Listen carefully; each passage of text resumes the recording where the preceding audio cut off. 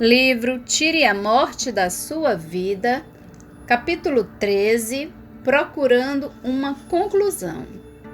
Desde os primórdios da humanidade, o homem busca ávido o que realmente a morte quer com ele. Esconde-se, amedronta-se, tenta fugir da realidade, finge nunca deparar com ela. Falta-nos razão, um simples olhar interior questionando o que acontece após a morte, não na forma que nos legaram as religiões, por meio de um dogmatismo cego, sem conhecimento de causa, não, mas com os olhos do entendimento, procurando saber por que se morre e por que se vive.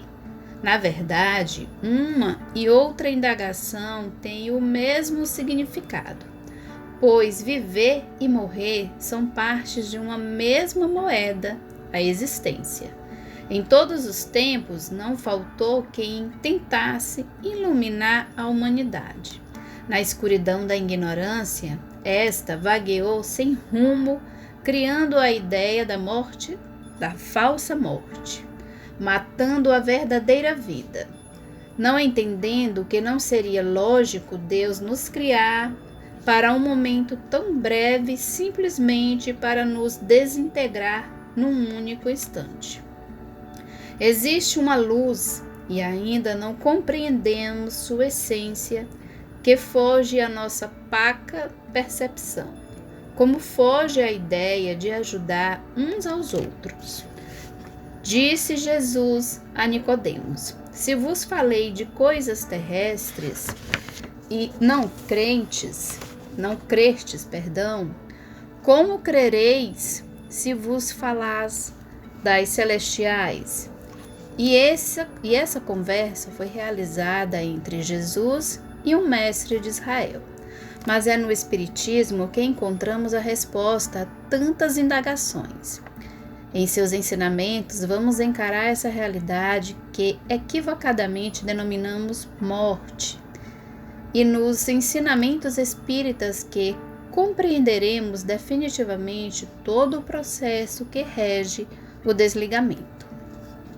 Foram os espíritos, aliás, ninguém melhor do que eles, que nos ensinaram a respeito dela. Ninguém melhor do que quem a presenciou para lembrar-nos e aliviar o peso da matéria que brota em nossa mente. Eles nos falam nos mínimos detalhes, explicam sem embaraços as dores, as alegrias, os sentimentos que envolvem o momento da grande passagem. São eles que viveram como nós e sabem das nossas angústias e incertezas, da real necessidade de seus ensinamentos, de suas experiências e do que efetivamente acontece aos que abriram as portas para entrar no mundo espiritual.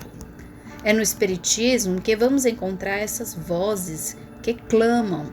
Escutemos os gritos de alerta, pois lá fora existe vida, vida pulsante. Continuamos sendo o que fomos na Terra e construímos ao longo do tempo a maneira como queremos morrer. Não é Deus. Não coloquem nosso Pai Celestial como mentor de nossos desequilíbrios. É verdade que tudo acontece pelo seu consentimento, mas consentir não é fazer, não é praticar.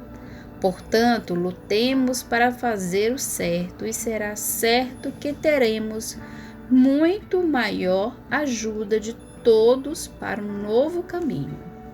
Por isso, aproveitemos o pequeno espaço de tempo para crescer, aprender, construindo assim uma passagem tranquila e, mais ainda, uma estada no mundo espiritual alegre e desequilibrada.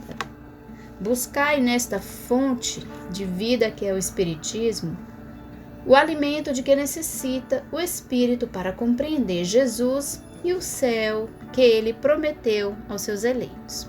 Ele mesmo disse: vinde a mim, todos vós que estáis cansados e sobrecarregados, e eu vos aliviarei.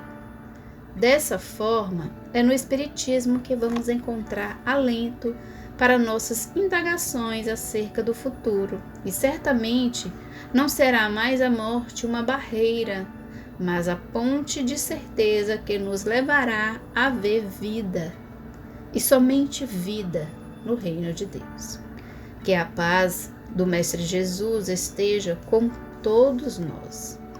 Resumo do capítulo. A morte, tão temida pelos homens, não significa em absoluto o fim da vida. A vida continua em outro plano, onde renascemos para nos preparar para o retorno ao mundo material. A abençoada reencarnação, garantida pela misericórdia divina. No Espiritismo, destacam-se recomendações que garantem seguramente a felicidade na inevitável passagem para o outro mundo.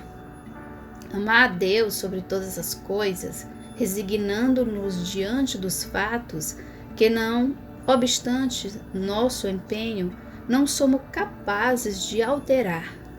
Amar o próximo como a nós mesmos, respeitando o seu direito de ser tão imperfeito quanto nós mesmos somos.